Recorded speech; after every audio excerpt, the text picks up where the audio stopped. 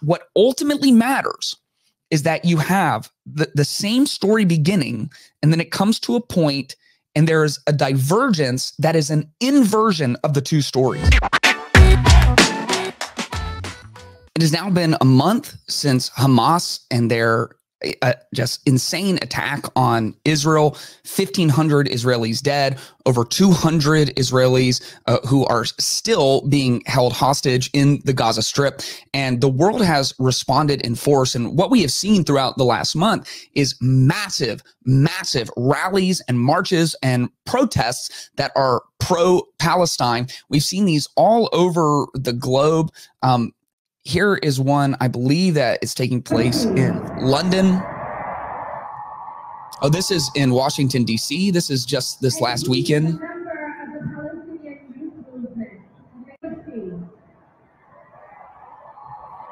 Thousands and thousands and thousands, upwards of 100,000 people.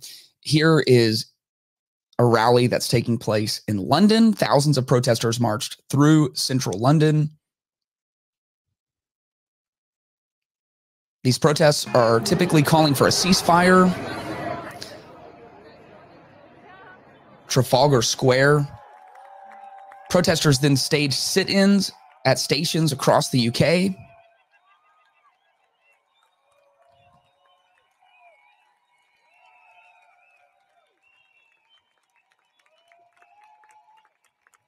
Now, the rhetoric around this is incredibly divided.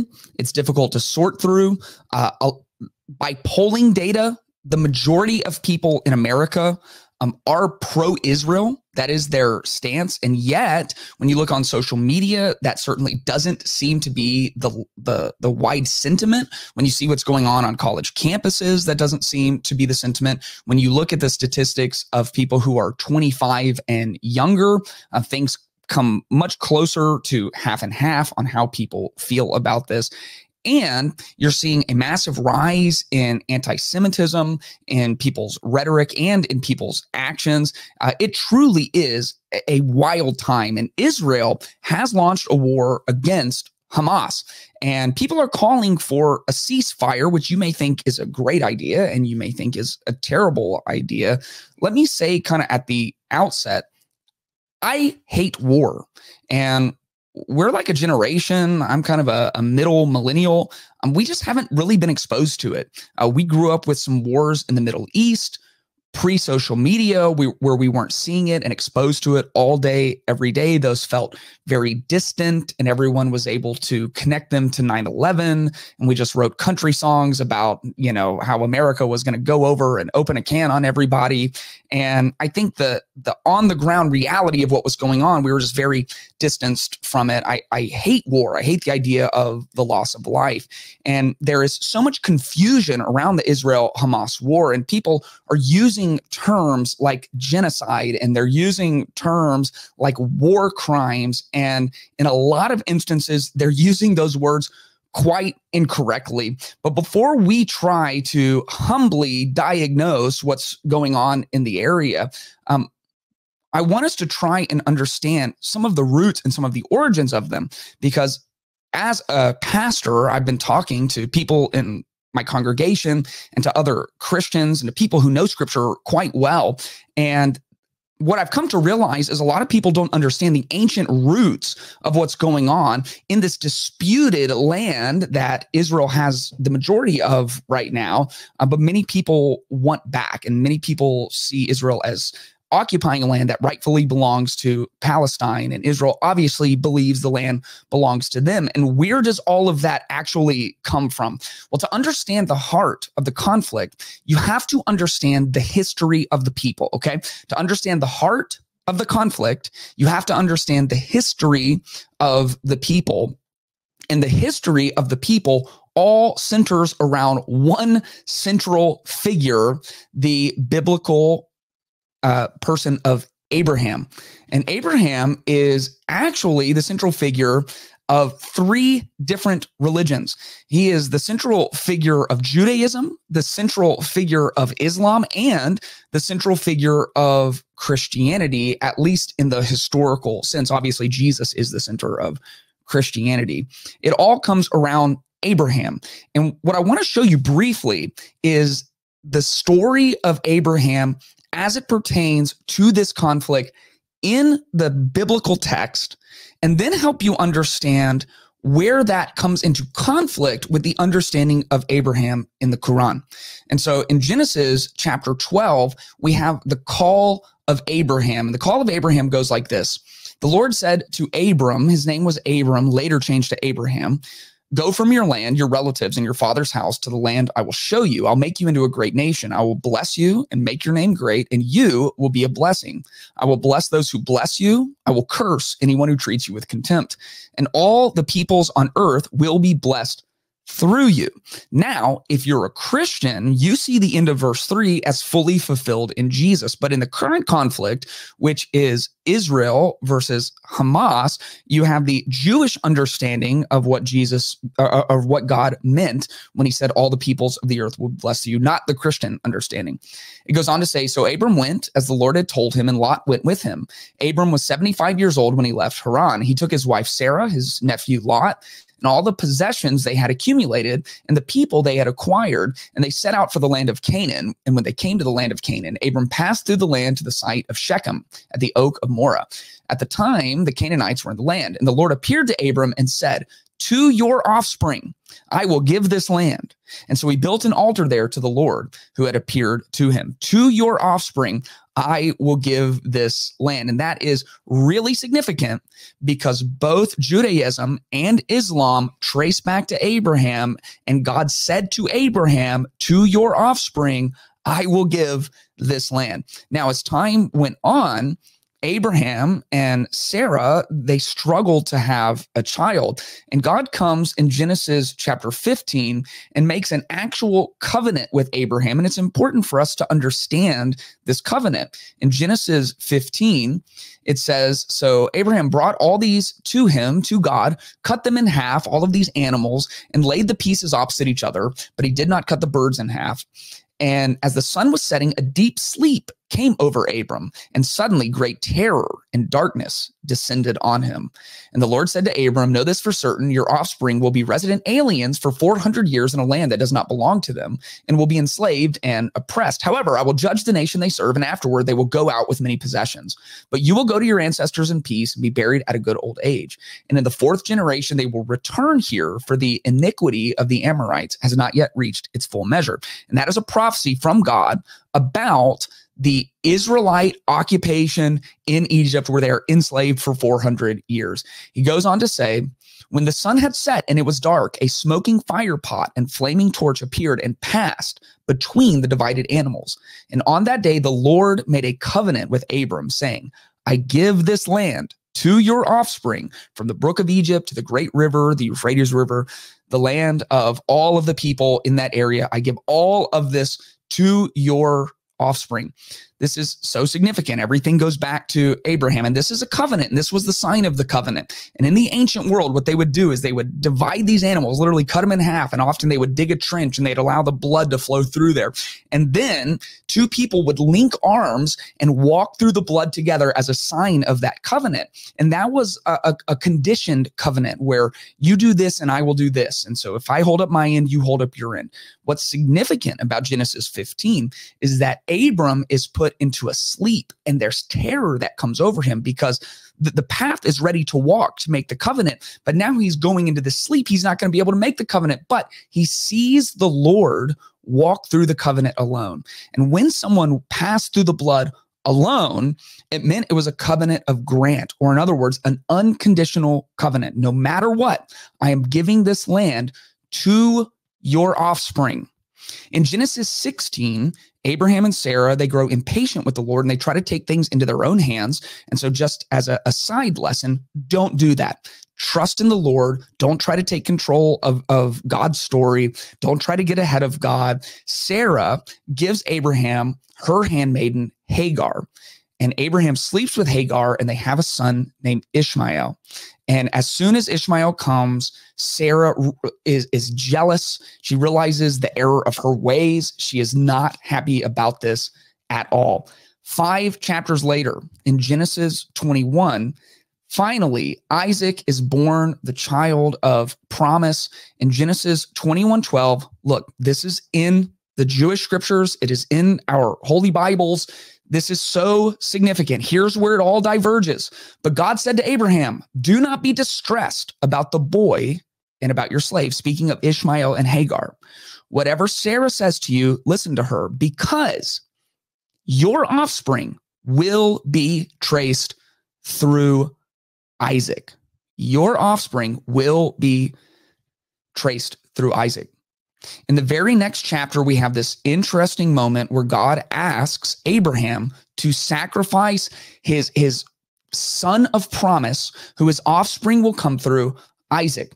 In Genesis chapter 22, it says, after these things, God tested Abraham and said to him, Abraham, here I am, Abraham answered. Take your son, God said, your only son, Isaac, whom you love, and go to the land of Moriah and offer him there as a burnt offering on one of the mountains I will tell you about. And so Abraham got up early in the morning and saddled his donkey and took with him 2 of his young men and his son Isaac. And he split wood for a burnt offering and set out to go to the place God had told him about. And on the 3rd day, Abraham looked up and saw the place in the distance. And Abraham said to his young men, stay here, and the boy and I will go over here to worship, and we'll come back to you. And Abraham took the wood for the burnt offering and laid it on his son Isaac. And in his hand, he took the fire and the knife, and the 2 of them walked together. And Isaac spoke to his father, my father. And he replied, here I am, my son. And Isaac said, the fire and the wood are here, but where is the lamb? Abraham answered, God will provide the lamb for the burnt offering. And the 2 walked together. And when they had arrived at the place that God had told him about, Abraham built the altar there and arranged the wood. And he bound his son Isaac and placed him on the altar on top of the wood. And then Abraham reached out and took the knife to slaughter his son. But the angel of the Lord called to him from heaven and said, Abraham, Abraham. And he replied, here I am. And he said, don't lay a hand on the boy or do anything to him. For now I know that you fear God, since you have not withheld your only son from me.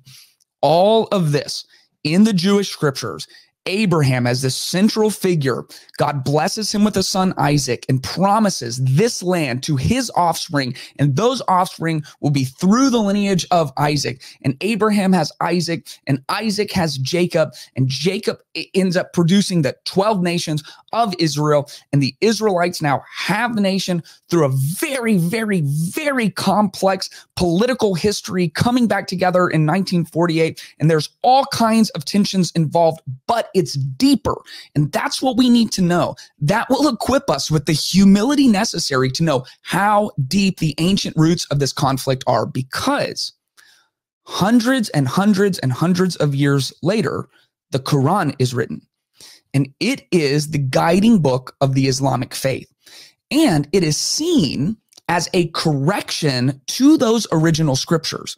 And so I'm not an expert on Islam, but the belief is something like Allah, God, the one true monotheistic God, revealed the truth to the people, but the people of the book, which were the Jewish people, they destroyed or changed, tampered with the original word to make it to where their people were the chosen people.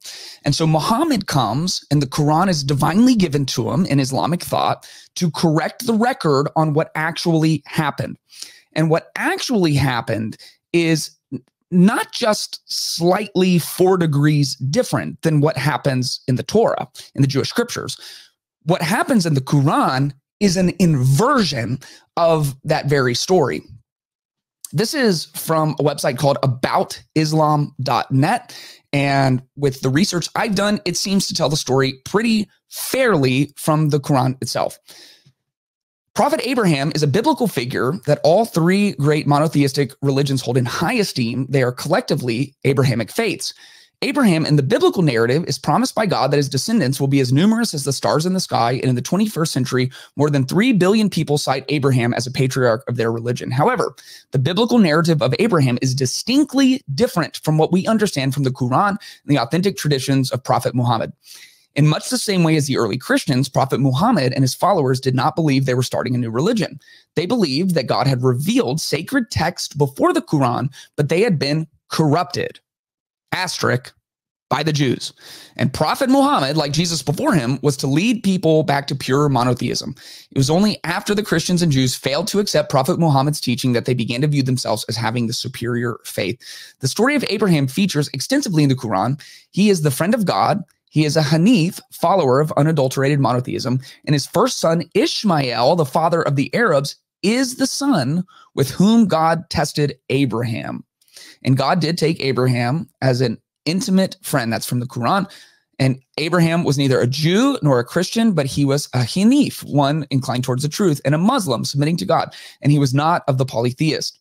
Then it says in Quran 37:102, then when the son reached the age of serious work with him, he said, "O my son, I've seen a vision that I offer you in a sacrifice." The story of Abraham is mentioned in several chapters of Quran, and chapter 14 is named after him. However, we first meet him in chapter 2 and begin to understand his journey to faith in chapter 6.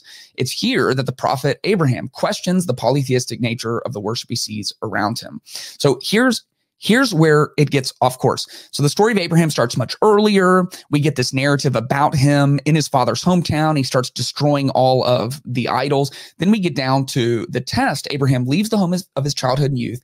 He has two wives, Sarah and Hagar.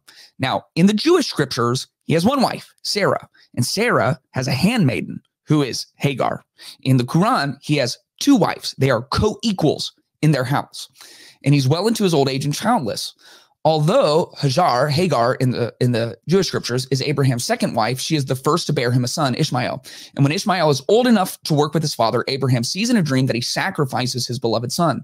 He discusses this with Ishmael, and both agree that he must follow the commandments of God. We all know the outcome of the extreme test Abraham is faced with. Although in the Jewish and Christian versions, the son is Isaac. God stops the sacrifice and tells Abraham it was a test of his devotion. God had no need for the sacrifice of a child, nor does he need the animal sacrifice Muslims perform in commemoration of this act. He is free of need, another difference between the biblical and the Islamic Abraham. So this story is not just different, it is an inversion of the Jewish scriptures.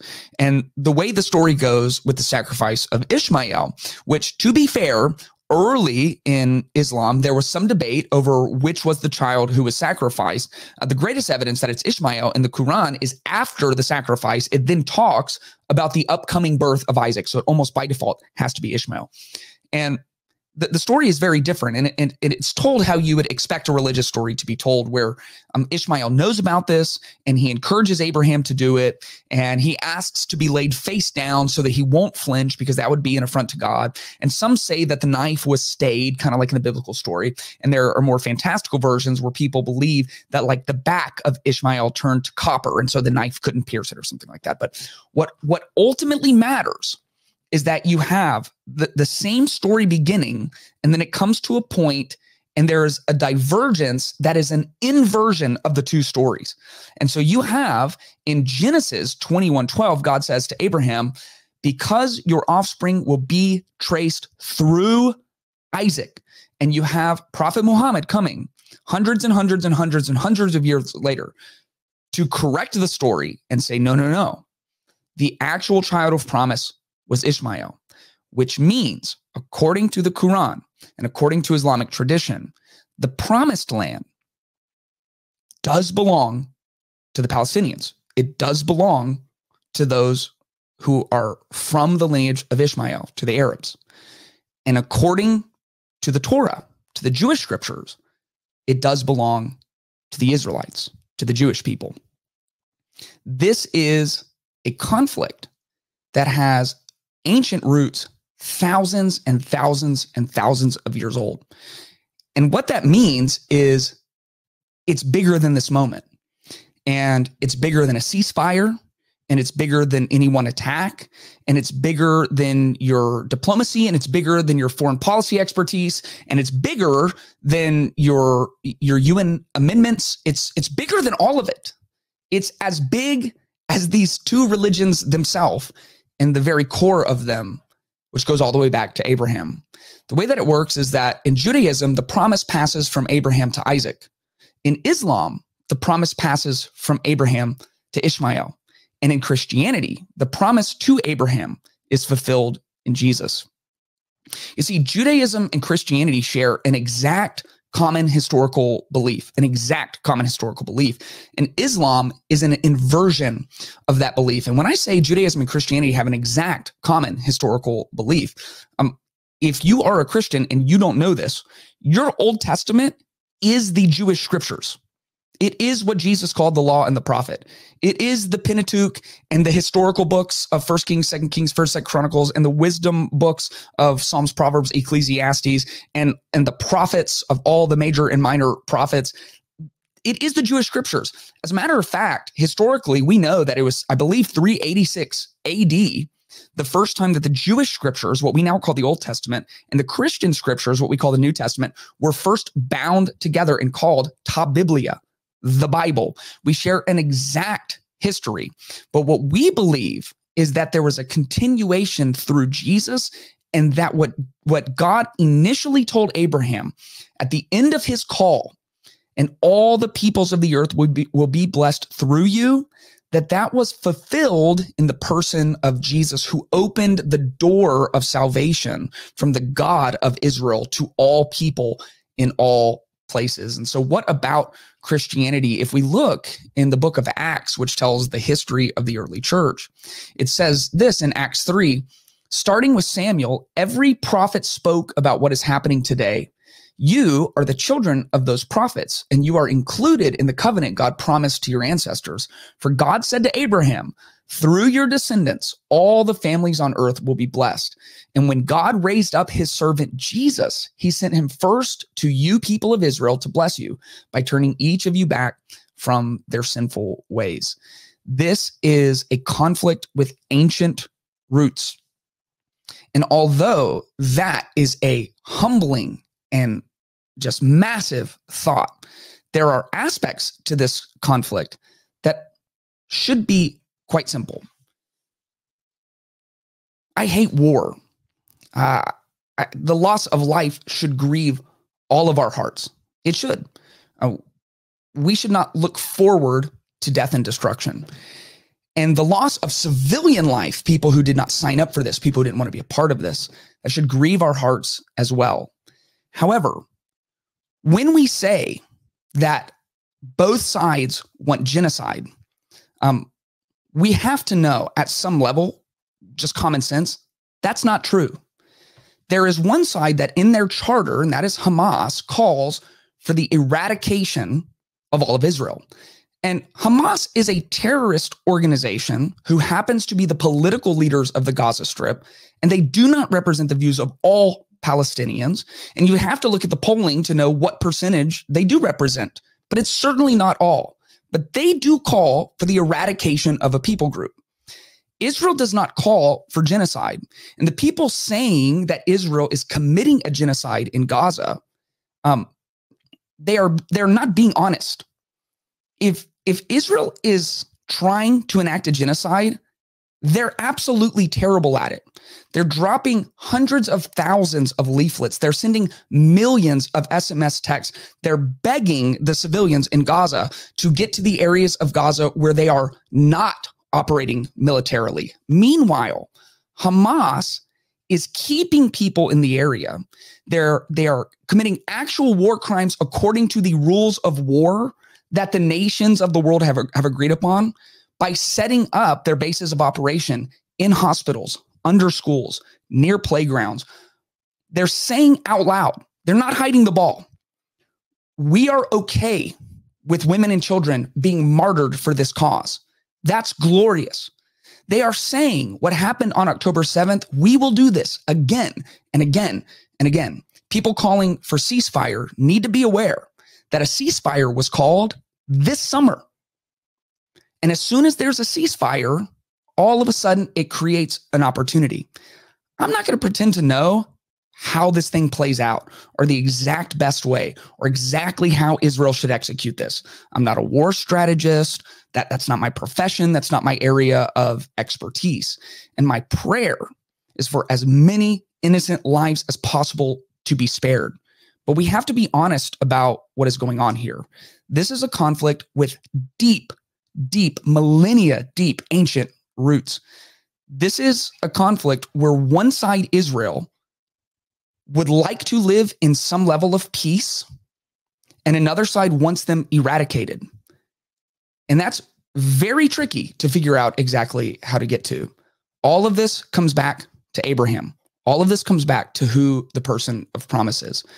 And if you are a Christian, then your hope should be in Jesus. And you should understand and appreciate that there is a massive story that is told in the Jewish scriptures that we call our Old Testament that got us to today. And if you are a person of faith, then you should be praying for the people who are involved in this situation. If you enjoyed this clip, make sure you check out the full podcast and subscribe and hit the notification bell to stay up to date with all new content. You can also support the channel at patreon.com/Clayton Tyner. Link is in the description below.